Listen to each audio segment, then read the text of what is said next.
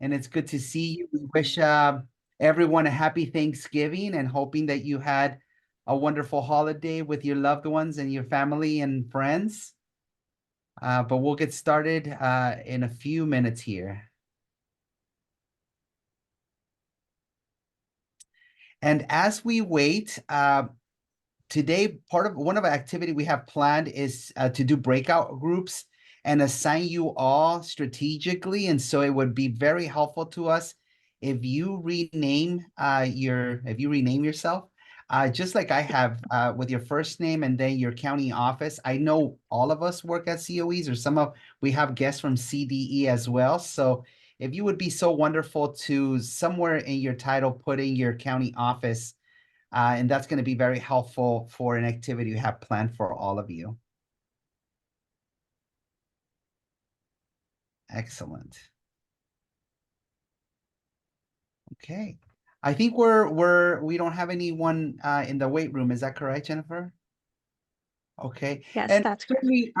and just on cue, we have more members of our team come on in. Maybe team, if we can chime the little bell, because it could be a little distracting, just just to allow people to come in this in a little bit without the chimes. So thank you. Well, welcome everyone. Good afternoon. It's really good to see you all. I know we've seen each other on a number of occasions, whether it's in this format, in our community of practice with our RTAC, Central Coast RTAC. Many of us see each other as well with the Alameda forums and the state forums. But nevertheless, it's really good to see you, and welcome to our monthly community of practice for our county offices of education. So Jennifer, we can go on to the next slide. Certainly, it's important for us to take attendance and ensure that we document that. So you can either go through this QR code, or I believe we also have the link on the chat. If you would kindly take a minute to sign in, let us know you're here. And as I previously mentioned, if you haven't done so, if you would kindly rename yourself, just like I have it here, Ernesto Vela, Monterey COE. And that's going to be very helpful for the breakout sessions that we have planned for all of you. So thank you. We can move on to the next slide.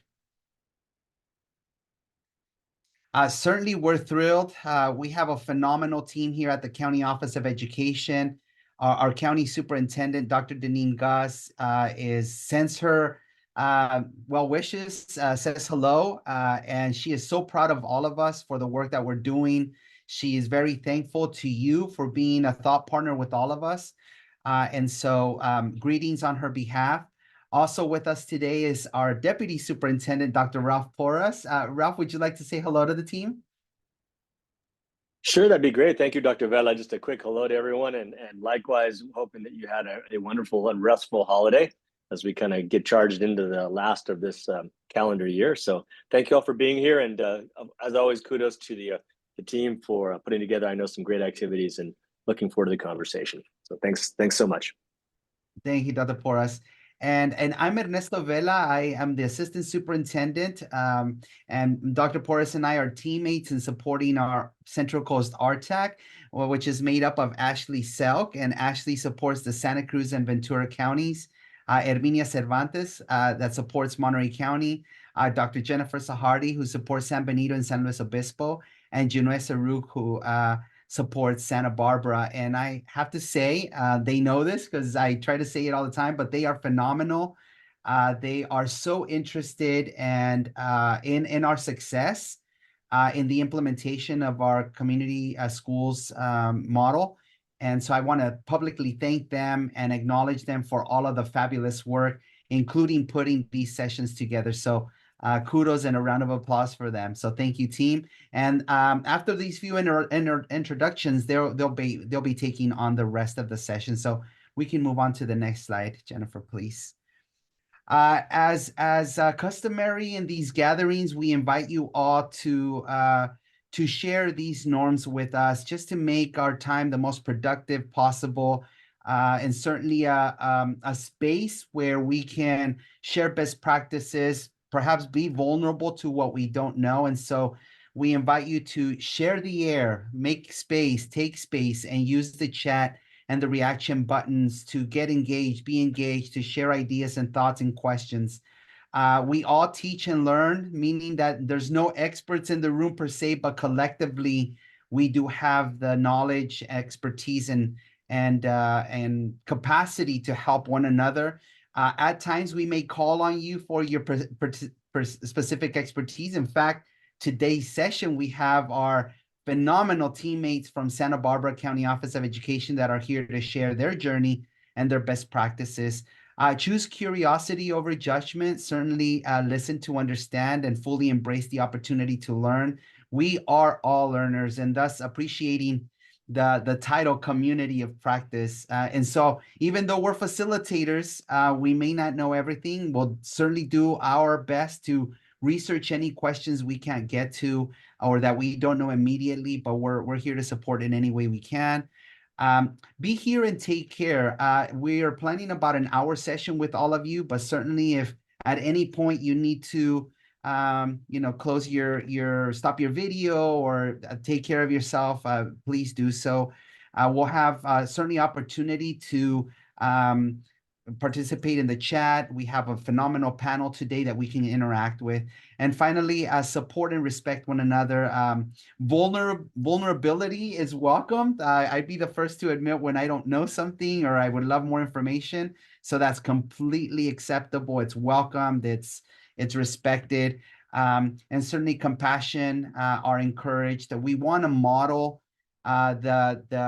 the idea of community as we lead this work in our counties. We can move on to the next slide, please. So today's session is really to understand and learn more best practices. And as I said, we have a phenomenal panel that's going to share some knowledge and experience. So the purpose of our time together is to better understand the pivotal role that COEs play. We are all in that role as county offices to the grantees that are in our counties. And so we want to have a conversation and learn from one of our own as to what those best practices are. We aim to create a supportive network, certainly with an expectation and encouragement that you all contact one another, that if there's something you're doing well or question, that all of us are a phone call away. We want COEs to work collaboratively to share knowledge, experience, and best practices, because ultimately as a network and a close network of professionals, we're going to strengthen the CCSPP rollout. Today, through our discussion and shared experiences, we hope to create a space where all of you can collaboratively learn from one another, and therefore the panel and the Q&A that you'll all be engaged with, hoping to answer many of your questions that you have today. We can move on to the next one. And from here, I will pass it on to my colleague, Ashley Selk. Ashley. Good afternoon, everyone. We have an exciting agenda planned for all of you. The first thing that we would like to do is to move into breakout rooms and build some community, give you all an opportunity to network and share the great things that are happening in your county. Then we're going to do some capacity building. We, as Dr. Vela said, we have a great team here from Santa Barbara County Office of Education to share some great work that they've been doing with all of you. And then finally, we'll close out with sharing thoughts and reflections. Next slide.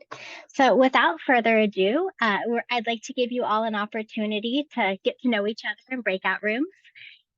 So what we'll do is we have about 8 minutes set aside for this.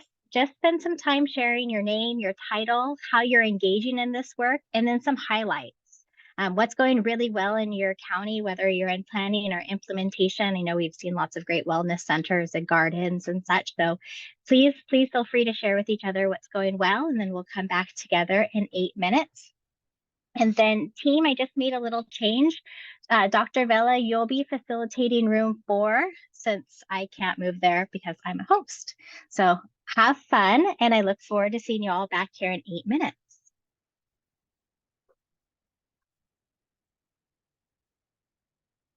Welcome back, everybody. I hope that your conversations were fruitful. I had the opportunity to hear some great things happening in Santa Barbara in breakout room 4. So I hope that you had an opportunity to get to hear from each other and hopefully form some new friendships.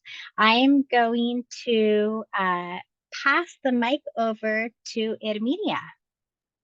Thank you so much, Ashley. So thank you again for participating in our breakout groups. We hope you had some wonderful conversations. Funny enough, in our conversation, I was just sharing about meeting with coordinators today and grounding them in the work, and that's what the slide is right here. So again, we really want to keep in mind the CCSPP framework as to how it relates to our practice sessions and to the work that we're doing. So for today's session, we're really focusing on pillar number 3, which is collaborative leadership and practices. And then also for the cornerstone commitments, a commitment around shared decision-making and participatory practices. Before we move on, we kind of have a couple of questions to kind of help us understand what is some of the work that we're doing and also some of the support that we may need. So we have 3 short questions for you. And if Jennifer, if you mind helping me with the poll. So the first question is around preparedness. So on a scale of 1 to 5, 1 being minimal and 5 being highly prepared, how do you feel, how prepared do you feel to provide comprehensive support to your grantees in achieving their goals and objectives? So again, you could pick a 1, you could pick a 2, you could pick a 3. So we have a couple of 3s. And we're going to go ahead and move to the next question. So the next question would be, and again, here are the results. Okay. Jennifer, are you able to move to the next question?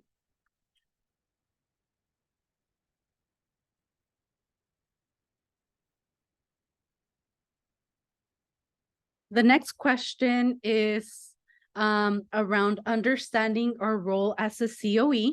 So again, on a scale of 1 to 5, 1 being minimal understanding, 5 being high clarity, how well do you feel you understand your role as a COE in effectively supporting and empowering your grantees? Again, let's take a couple seconds to answer that question. Okay, so we have a couple of 2s, a couple 3s, and a few 4s, which is great. So thank you again for sharing. And then moving on to the last question. I'm gonna go ahead and close this, and the last question is around engagement. So how would you rate your current level of engagement with your grantees on a scale of 1 to 5? Again, 1 being minimal engagement and 5 being highly active engagement. So again, we have a couple of 3s, a couple of 4s. And again, this is just really to help us understand where some of the COEs might be. We might have some that are at a 4, but as you can see, we also have some that are at a 2. So again, thank you so much for participating in our little poll, and I will go ahead and pass it over to Junue. All right, thank you so much, Herminia. So to get us started, we have a panel discussion with the Santa Barbara County Education Office team. The team has been supporting the community schools work with their LEAs. And so we're gonna go ahead and engage in a Q&A type question and answer. If anyone needs clarification on any responses, we'll go ahead and have an opportunity at the end of the Q&A for you to ask some questions. So I'll just kick it off with the first question. Tell us about your team and how is your team structured? So first I will begin by introducing myself. I am Christina Ortega, Director of Early Learning Support here at Santa Barbara Education County Office. My team and I are humbly honored by this invitation to serve on this panel, to be able to share our experience and our journey as we initiated our role in engaging school districts with community schools. And so we hope to highlight two things. First, the importance of building that trusting relationships along with those well-coordinated supports. So we hope that throughout our conversations today, those are the two common themes that we are able to highlight, because those are the two common themes that we have been able to notice throughout our journey. So our team is structured. Before telling you a little bit about our team and introducing you to the rest of my team, I want to let you know that our Santa Barbara County Education Office provides service and leadership to 20 public school districts and 10 charter schools. SBCEO offers 200 distinct programs and services in support, along with community schools being one of them, to nearly 70,000 students throughout Santa Barbara County. So our team is structured across two divisions. Our Student and Community Service Division provides educational programs for those distinct populations, such as preschool students, homeless, foster youth, and students involved in the court system. And our team member, Shannon York, she can probably introduce herself by waving. She serves as the Director of Student and Community Service. And the other division represented in our team structure is our Curriculum and Instruction. And we oversee a wide range of programs and services that support either professional learning, leadership, or just that continuous improvement of instructional practices to our local districts and schools. And the remaining 4 members, we have those specific roles in our Curriculum and Instruction division. And so again, I'll introduce the remaining 4 team members. We have Sean Carey, who is our Director of School and District Support, Tiffany Carson, Director of School and District Support, Noelle Barthel, also a Director of School and District Support. And as I previously stated, I'm Christina Ortega, the Director of Early Learning Support. And again, we each bring that specialty lens and connection to our collective work while supporting all the components of the Community Schools Initiative. Great. Thank you so much, Christina. Second question, how has your team evolved from the beginning of the grant to now? So we initially formed a work group that was across the 2 divisions, which is, I think in and of itself, lends to how we're approaching the work with community schools, where it didn't really fit nicely, of course, into one division. It's really this collaborative effort between, both houses, so to speak. And I think that's really been how we've approached it from the very beginning. So our team originally formed in September of 2022. So we've been going strong for about a year.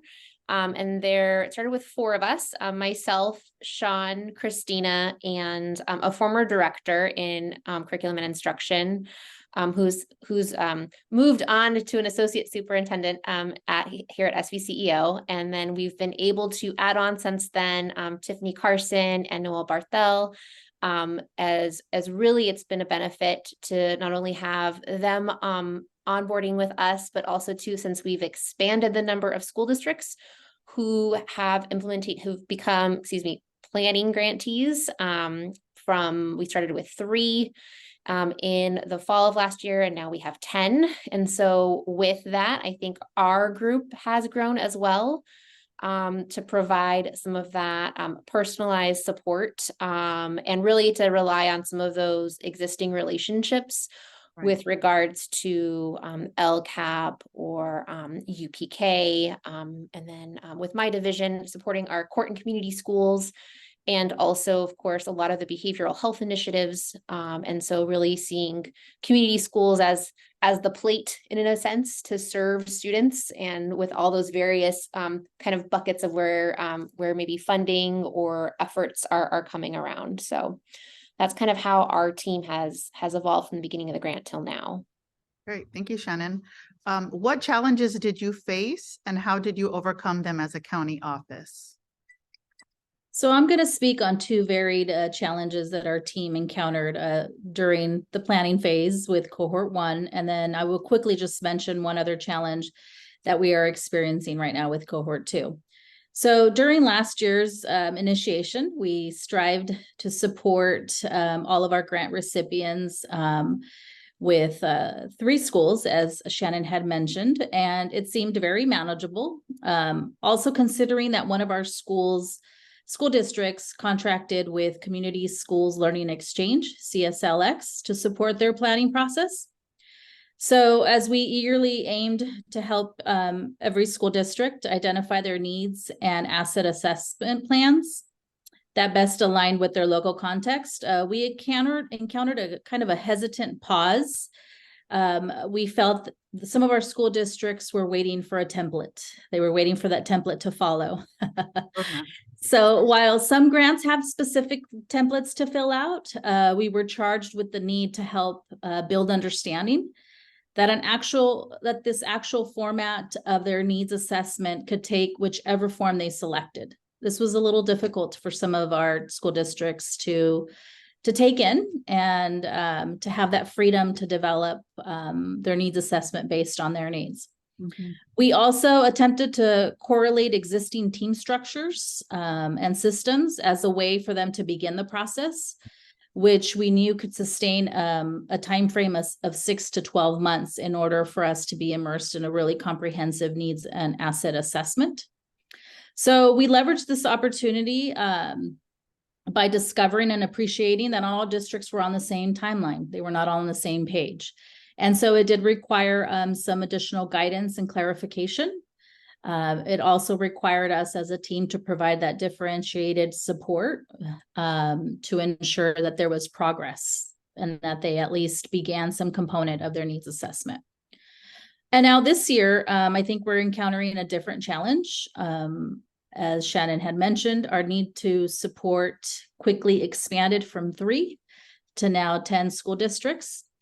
And in order to ensure that we weren't over communicating via email, we decided to utilize a casual check-in with school districts by assigning each team member a school district. We also needed to ensure that our internal team continues with a monthly meeting rhythm so that we can come together and hear what other school district needs are, and so that we're able to stay kind of in the loop of what our school districts are needing.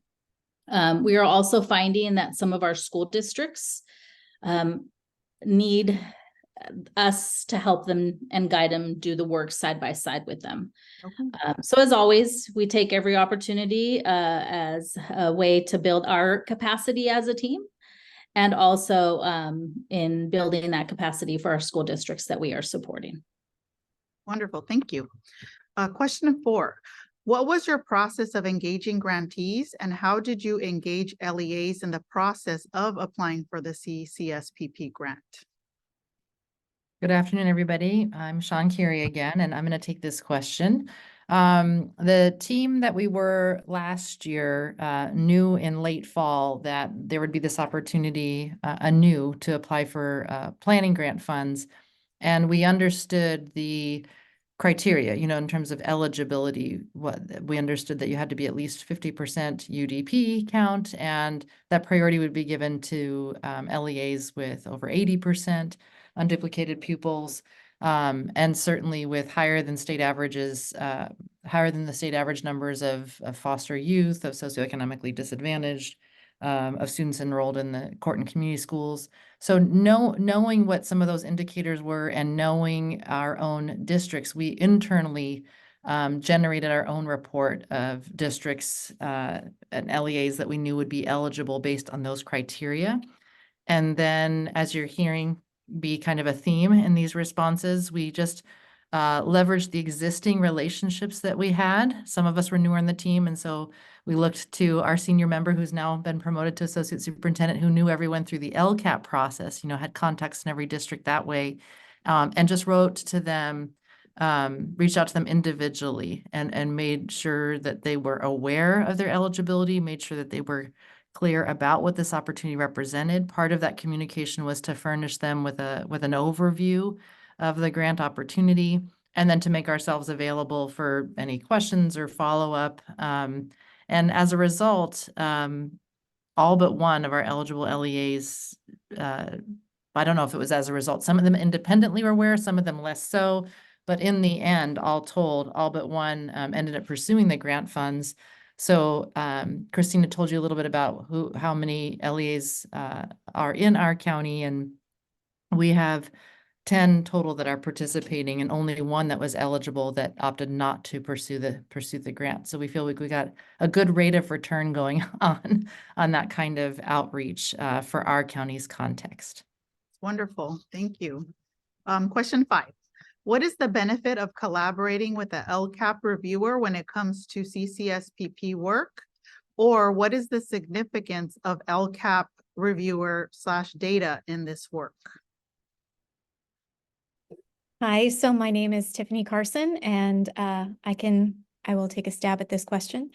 And what I do want to preface this by saying, this is the system that we have now. It's what's working well for us now. This system might not work well in all of the counties, but for us, Sean mentioned relationships earlier, and we are a smaller county with a combination of some very large and some very small districts. We have city districts and we have some very rural districts.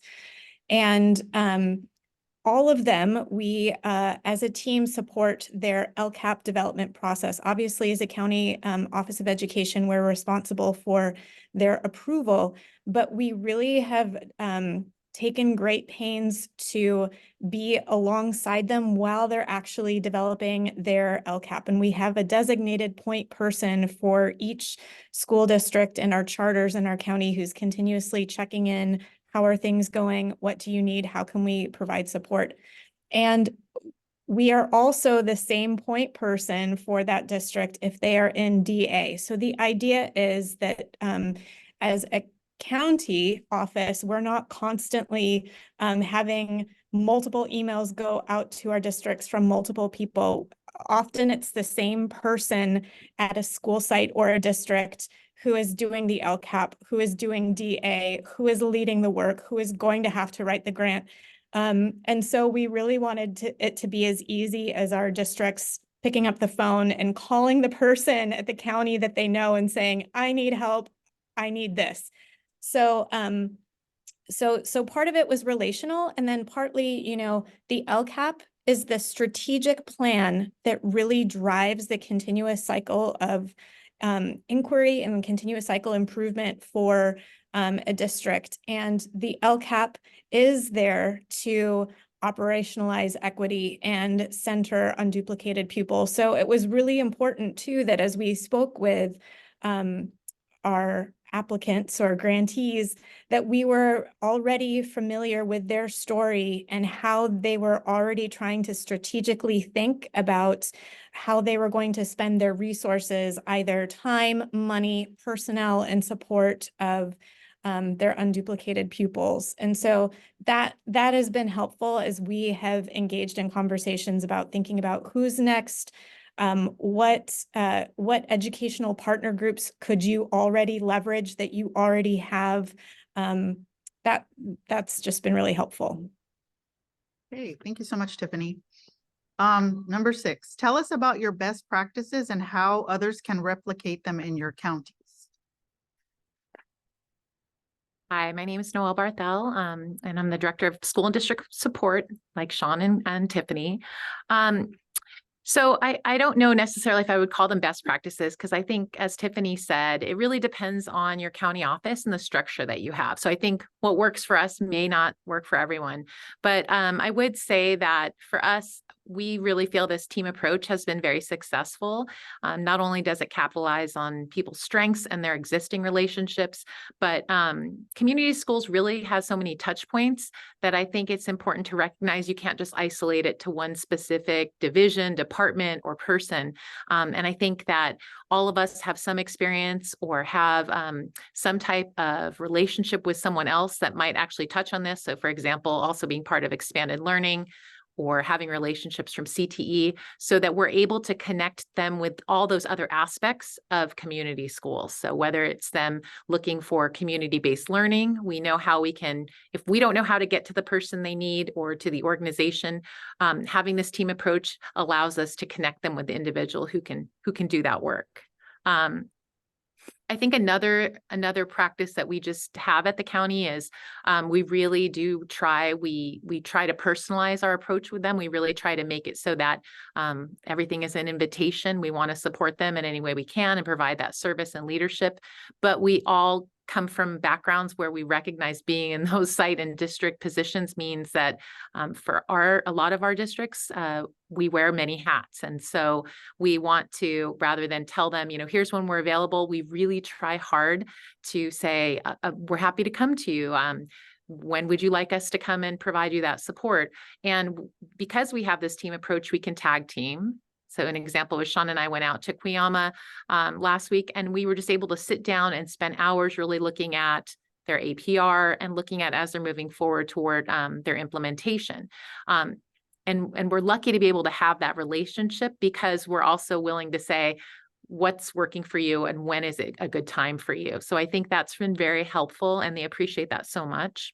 So I think that's been important. I think also just helping them to understand, another best practice is helping them to understand that, and this has been a message that I keep communicating, like I think Sean alluded to, the template, they're looking for the answer a lot of times. They're looking for what's the deliverable I need. And I think so much of this work is about the shared decision-making and building relationships. And for me, it's trying to walk them off that ledge of, what do I need to do and what do I need to get done, and really focus on the work of talking to your community members, talking to your educational partners, spending the time really visioning. And I think a lot of times we think in education, we don't have time for that, but that's the most important part of this work. So it's almost like giving them permission. I think that's a really good practice to get in, to tell them, you're right, there isn't an exact form. You can do it whatever way you want. Create your own survey, however you would like to do that, and letting them know that it's really about, at the end of the day, people feeling like they have a voice in this and that you're creating a school with them and a school system with them that's really going to sustain itself. And it's not about an initiative, it's about a school improvement strategy that really is going to last. So. Great, thank you, Noelle. Question 7, many of the counties are just starting this work. What are your recommendations for them? So to reiterate, I mean, if you can do a team approach, I think that's really important. I think another great suggestion would be to really think about asking first what type of support they're looking for. So for example, we've changed the way it started from the beginning to now as well. Would they prefer a community of practice, or let's say, do they want to meet and work together as a group? So as we stated, we started off with the 3 in the first cohort and 7 that are now in planning year 1. Would they appreciate having, kind of group meetings, or are they looking for more one-to-one support or actually localized support? So a lot of our smaller districts are sometimes in a certain region, and they're accessing the same organizations or the same community partners. So I've encouraged them to really kind of connect and work together so that there's not multiple districts, going for the same outreach. And really, we want to have that alignment because it is something that's going to impact multiple school districts. So I think looking at what they already know and what they already feel like would be the best support, and trying to work around how to create that rhythm or structure for what type of support they need. And then I think, like I said, providing a lot of encouragement around engagement rather than the actions that they need to take and taking the time to plan. Because I think for some of them, and I know we've spoken a few times, there's several districts that feel like they need to get to implementation as quickly as possible. And the beauty is in the planning and in that time. And I really encourage them to think about, you know, what could happen if they spent more time building those relationships for a year or two. I think that really has a lot of value to it. Thank you. And final question, please share about your roadmap for planning for community school implementation. Okay. Yeah. So we created a roadmap, and it started off because, again, we had so many of those districts in the beginning stages. And it was interesting because even though I know they were familiar with the grant or they knew from the RFA, they were like, I don't know where to start. There's so many resources. Actually, that was a great thing to hear. There's the STAC, there's these national centers, there's individuals who went to New York, there's people who were using the RTAC. And so there was just so many resources, but I think they really struggled with looking again, because they were used to how, how regimented a lot of education is. And they were looking for, well, what's the first, second, third, fourth, and so on, full of steps. So what we did was we took the implementation plan template, not the revised one, but the first one. And then we also took the capacity building strategy document because we thought it was really valuable, because what it did was it really showed what the stages were. And I thought it was helpful for them to see that you can be in different stages, in different strategies, and it's a continuum. So it's not about getting to the finish line. It's about looking at where you have strengths and where you need to spend more time. And what we did was we created a document thinking about what kind of would be the general order. And so what I mean by that is, and I can drop it in the chat if you'd like, if that's okay.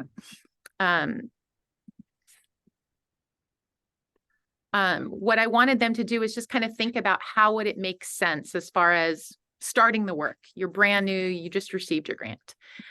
And really the beginning is that you have to start off, because we don't want to do this in silo. You have to start off recognizing that you may be the person or the team that wrote the grant, but this is about everyone in the community. And it's about what they think and what they imagine a school could be like if they could envision anything. And so I think, looking at it, the biggest part and the first part should be about that awareness and raising that awareness and that shared understanding of what it really means. And that takes time. And so I wanted them to understand that.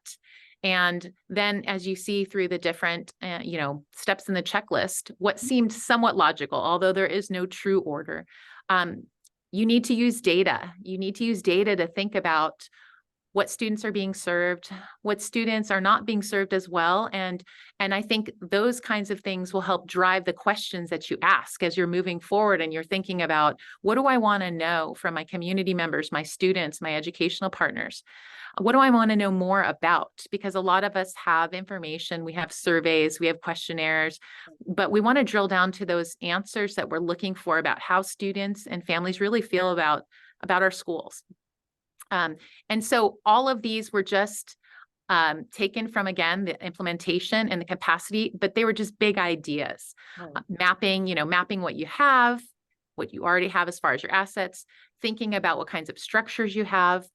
And that's going to help inform as you're building out your team and you're thinking about, how do I have a true representation and all the voices are in the room? Again, then looking for the needs and assets, because once you have all the right players or as many of the players as you can, you're able to get a fuller picture of what's happening.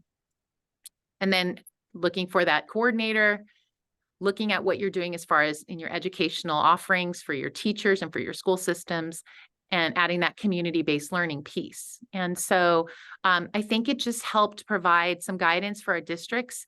And it wasn't a form. It's not like you must do this. These are actions that if you do these things, you don't have to worry about what comes up later. And I think that was the right. Really important piece was we were working with a district on implementation. We were looking at, moving forward with that. And now that the RFA is out, it's like, if you do all of these things, you don't need to look for artifacts because you've already done them. You don't need to create them because they're already there. So that was what was really important for us is we didn't want it to be artificial. We want it to be in the work. These things just get created because you're doing that part of the work, which is the relationship and the community building.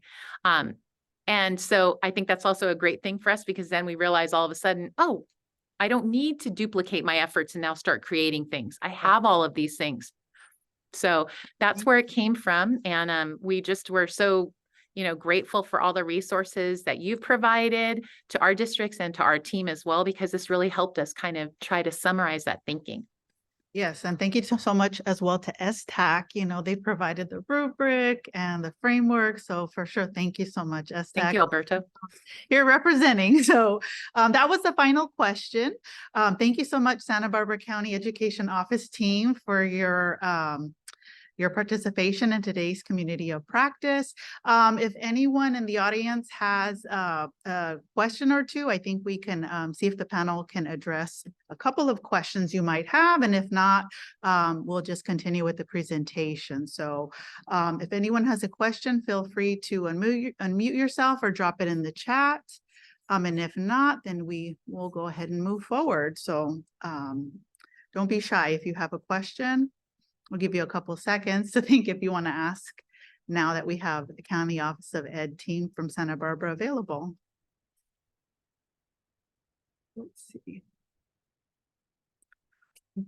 I All do right. have a question, Okay. actually, because there was a discussion about creating networking event for the districts that are sharing resources.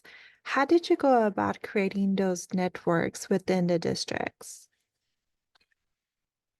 I think you're directing that at me, correct, Jennifer? Yes, or anyone that Okay. wants to answer. To what I had stated. So, I just actually contacted each of the individuals. We have an area in Santa Barbara County, the Valley, Santa Ynez Valley, with a lot of little school districts. And one of them had a coordinator, the other one didn't really have someone. So we were also looking at kind of the capacity of different districts to be able to engage in this work. But the thing about this region or this area in the Valley is that there's not necessarily going to be, a Boys and Girls Club over here and, the health organization over there. It's going to encompass that area. So what I did was I just reached out and I said, I'd like to set up a meeting. Would you mind meeting with the person that's kind of the lead in this other district? And we all met in the Valley and we just kind of talked about strategizing, like as far as, okay, if we're going to connect with some different community organizations who already has relationships, could we come up with a way that we could maybe do a presentation together? Would you be willing to share the information with them? And that's just really how it started. And then they just kind of went off on their own. So. Thank you so much. I know that would be very useful for other counties to hear because they do have a lot of district that would benefit from working with each other too. Wonderful. Thank you so much. All right, so moving on to our next step. So we do have a survey right now. So please use the QR code to answer the survey, respond to the survey. I did add the link in the chat as well. We do look over these responses to reflect on for the future monthly community of practice. So please take a moment to respond to the survey.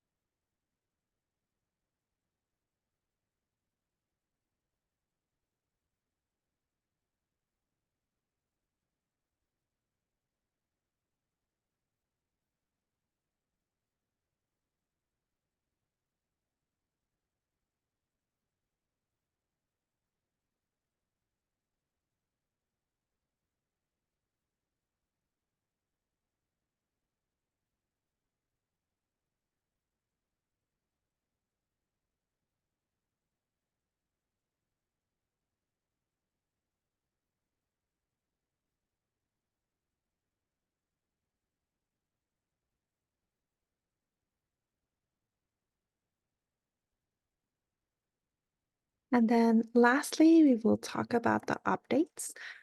So the annual progress report for cohort 1 for the planning grant, the LEA only, they can do the annual progress report plus the budget report, which is due on this Thursday, November 30th.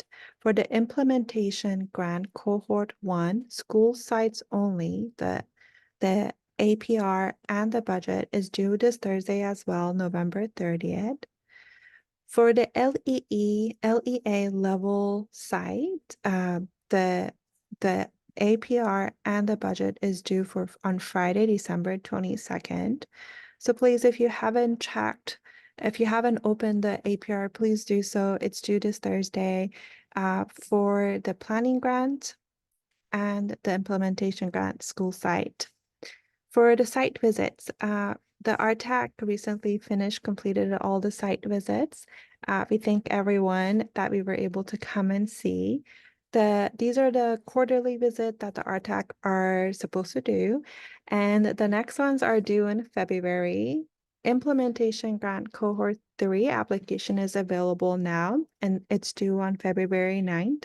If you have any questions, please use the opportunity for the walk-ins to come ask us questions. And for the coordination grant, there's a link on this that everybody can click on. If you have any further question, please schedule an appointment with the RTAC coordinators, and we'll meet with you via Zoom or have a conversation with you over the phone to answer those questions.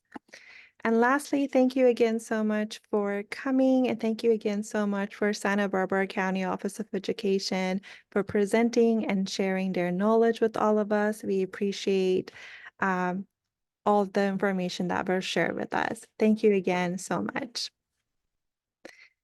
And have a great week. Bye, everyone. Thank you.